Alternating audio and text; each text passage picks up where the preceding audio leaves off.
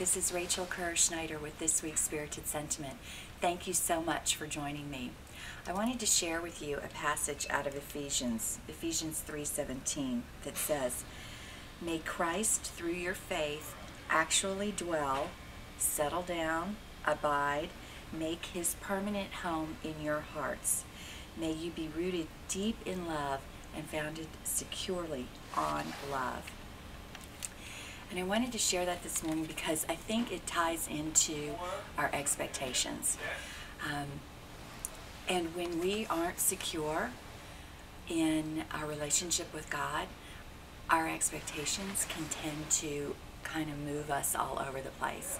And I'll be honest and say that in my lifetime, I've had certain situations, certain relationships, where my expectations of what was going to happen or how things were going to occur were very different than how they actually turned out.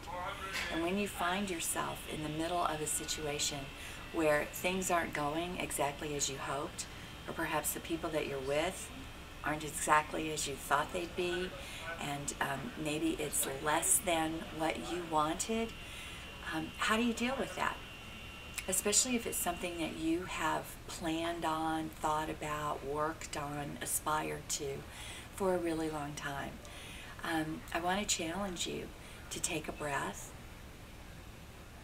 say a prayer, and say, "Okay, Lord, help me readjust. What is it that I'm supposed to learn from this situation?"